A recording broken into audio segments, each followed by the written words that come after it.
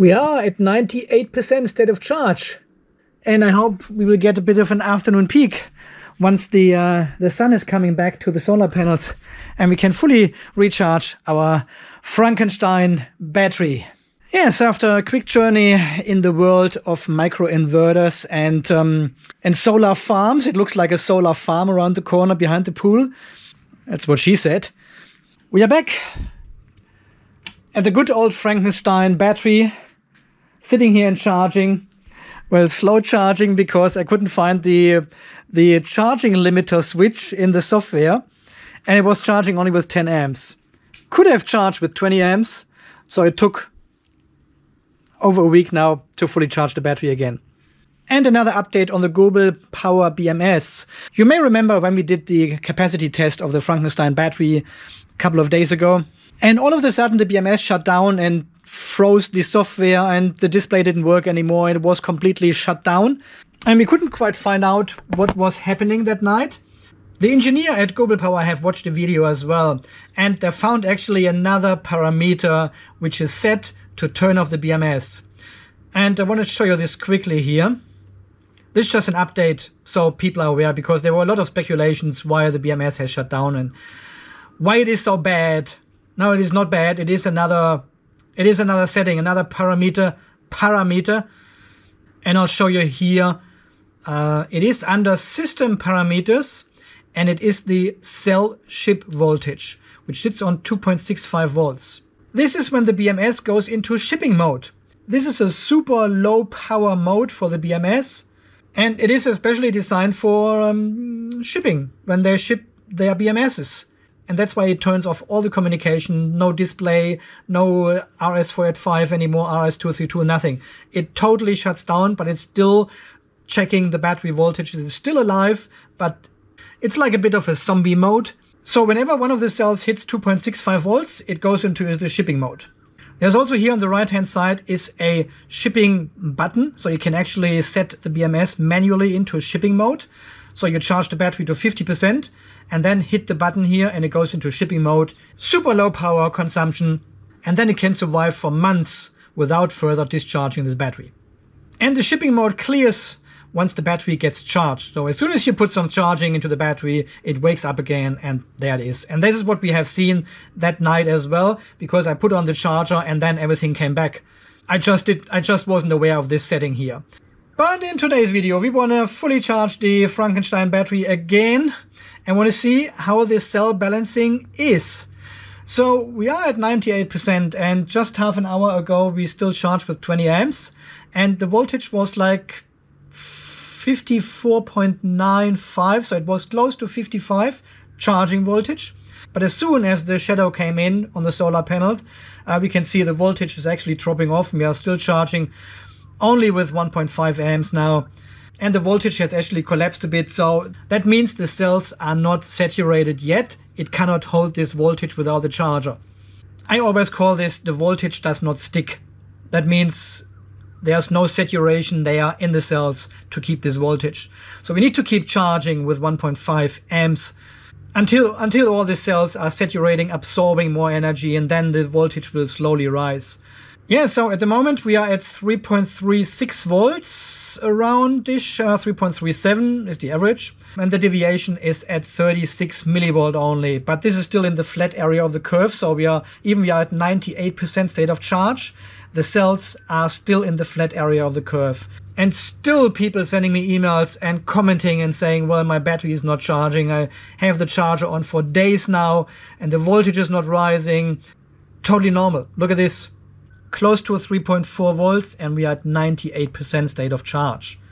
So I have already set up my power supply as well, and we want to charge with 10 amps because I want to help out these solar panels a bit. I'm not sure how long it will take until the sun comes back there, so we better get this done right now. I'm turning on the charger and we should charge with 12 amps, and as immediately cell number 1 and 2, our low capacity cells, these are the REPT 280 certified cells, they go into balancing mode. Yep, they are over 3.4 volts, and this is what we have set in the system parameters here, 3.4 volts and 10 millivolt deviation. So all cells over 3.4 will show up in green. That means the BMS's balancer is actually working on these cells and discharging then with whopping 35 milliamps or so. Maybe 40, but not much more. Also connected the good old NEEY Active Balancer here as well. You can see it's active, it's turned on, it's plugged in, but the green light is not flashing, so we are not balancing at the moment. I have manually turned off the balancer. I'll show you quickly the settings here as well. So the balancer will start at 3.45 volts and turn off at 3.4 again. But at the moment it is manually turned off because we want to see the real deviation of the battery once we fully recharge it from this low state of charge we had. It was basically almost on 0% state of charge. And we can see now cell number 3, 4 and 16 are coming along as well and balance. And the voltage is rising fast, so we are actually at 98%. We are just coming out of this flat area now and going into this steep climb now. And deviation, of course, is now rising. But I had quite a few comments under this video when we did the capacity test of the Frankestein battery. And where's my... I haven't got my whiteboard shit anymore here. Okay, I have tried to restore this drawing which we had on the whiteboard here before. So I had quite a few people commenting under my video and saying, well, you will have a hell lot of work rebalancing this battery again. Once you're fully charging it now, the cells will be all over the place because they are so mismatched with the 304 ampere hour cells and the 280 ampere hour cells. And I thought, well, there is quite some misunderstanding out there in the community, because why would people think that? Oh, we need to turn off the charger for a moment. The situation was, we had fully charged all batteries, top balanced them. So the 280 as well as the 304 ampere hour batteries were fully charged, 100% state of charge. And then we discharged this with the same current, right? That was like 55 amps we discharged it with. So we took 55 amps out of every cell per hour. Negative 55 ampere hours. Negative 55 ampere hours. So all 4 cells got discharged with 55 ampere hours. There's no other way you can charge or discharge a cell more or less than all the other ones. It is a series connection.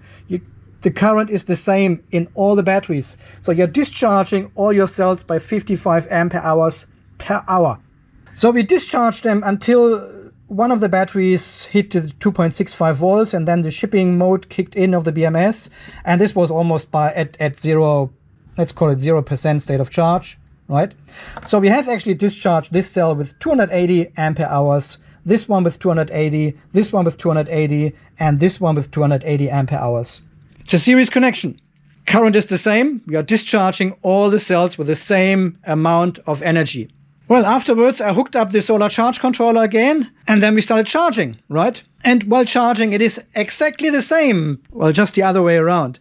We are charging all these batteries with the same current. When I say the solar charged only with 10 amps, you know, per hour, this is 10 ampere hours into this battery, this battery, this battery, this battery. And eventually we have fully charged 280 ampere hours into this battery, 280 in here, 280 in here, and 280 in here. So they should all be at the same level. They should all meet again at the same top level, because we have discharged 280 ampere hours and then we have recharged 280 ampere hours. It should be at exactly the same state of charge as it was before. Of course, this is a theory only, because we know these cells are not 100% the same. We have variation in internal resistance, slightly temperature differences. And of course, the chemical goop inside these batteries is not 100% the same. There's always a bit of variation. And that's why all the BMSs have balancers, to balance out these small variations. But in theory, they should come very close to the same point where we started. And this is basically what we can see right now. Yeah. So they're all coming along. 62, 61 millivolt deviation. This is the difference we had. Remember when we started the discharge test, the capacity test, they were over 3.6 volts and we had only 1 or 2 millivolt deviation with a NEEY Active Balancer. And now we can already see, well, we've got 65 millivolt deviation. But again, the Frankestein battery is not different to our battery shelf, to the Seplos battery, to the Jackie battery, or to the QSO battery. It is not different. Even they match these cells, well, at least they are saying they match these cells. After recharging, you always end up with a tiny amount of imbalance in your pack. And it doesn't make a difference if this is a 304 ampere hour battery or a 1000 ampere hour battery. And if you discharge 280 ampere hours and then recharge 200 ampere hours, you should end up in the same position again. So there is really nothing to worry about and nothing to fear about to recharge your battery. It should come back to our initial top balancing. Well, more or less. Okay, let me turn on the charger again for a moment. So additional 10 amps. And now we will see the cell voltages are rising. So will our deviation again, because we are now coming out of the flat area. So we are now close to 54.9 volts, charging with 11 amps still, and deviation has just reached the 100 millivolt. More and more cells are balancing now. The knee is still turned off. Okay, reached 55 volts. I'll just turn off the charger and you watch the voltage.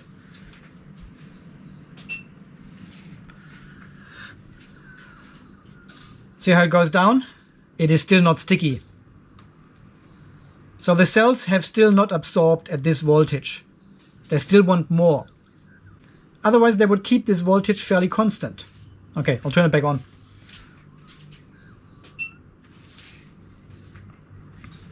So we are now over 55 volts charging. Deviation has increased to 115, 116 millivolt. And cell number 1 and 2 have now over 3.5 volts already. Well, cell number 14, for example, is just over 3.4 volts.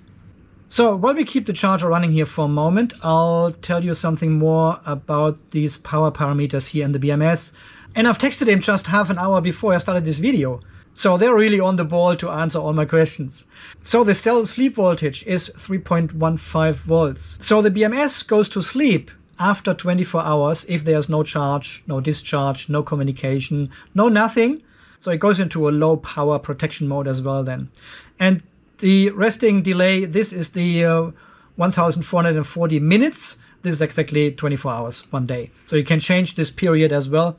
The inspection time is again 1 day. So once every day, it actually wakes up and looks for better conditions. If the cells are still under 3.15 volts, it goes to sleep again. And then it waits another 24 hours before it inspects the situation again. So pretty cool features this BMS has. And up here, you've got some kind of threshold you can set as well when this low power mode actually kicks in. So back to our battery monitor, we are still at 99%, state of charge 55.1 volts. And only 3 battery cells are not balancing, so they are still under 3. Really? So I have left the charger connected to the battery now for almost an hour. And the battery voltage has now come up to 55.16. And the solar charge controller shows me 55.21. So there's still a 50 millivolt difference, but we are charging with 1 amp, so it will come closer and closer the longer we wait. And as you remember, we set 50 milliamps as the cutoff current here, the tail current, for stopping our charging. So basically, it probably will never stop charging until the sun goes down. But on the other hand, this is exactly the time now when the balancer should kick in and do its work. That's why we keep the battery on 55.2 volts. Because otherwise, as you have seen, we were at 3.4 volts cell voltage and we had 98% state of charge. So there's no reason to charge any higher to get these last 2%. The only reason we're charging to 55.2 that high is to give the balancer a chance to balance actually. The deviation has actually come down by 4 millivolt from 112 to 108 millivolt now. So the balancer is doing its job, but the balance current is so tiny. We are still charging with 1 amp and you're taking away 40 milliamps at the same time. So these ones get actually a 40 milliamp higher charge than the other ones. And this is now top balancing again. I'm sure if we leave this here for another 6 years or so, it will actually top balance then. But hey, let's turn on the knee, right? Yeah, it shows us 110 millivolt deviation, and let's turn it on now. And it should actually start balancing. Yep, it does start balancing straight away. And you can see immediately we have lost 4 millivolt already. So now if you tell the charger to stay on 55.2 for 1 hour or so, absorbing here, this gives the balancer enough time to really top balance your battery again.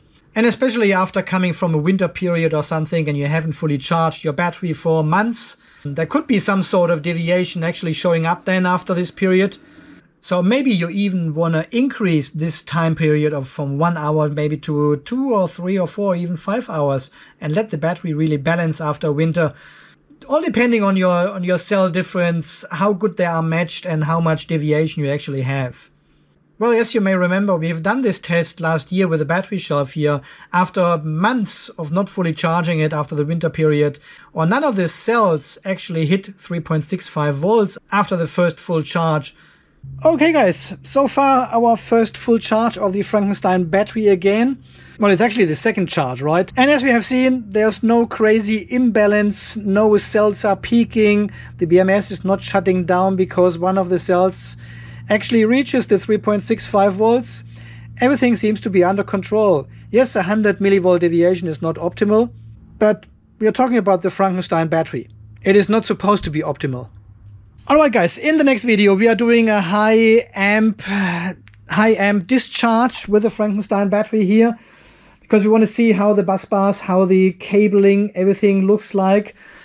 Last time we have only pulled 55-60 amps, and I want to double that at least. So I'm trying to pull as many amps as possible from this battery. And we also want to come to a final verdict about the GobelPower BMS.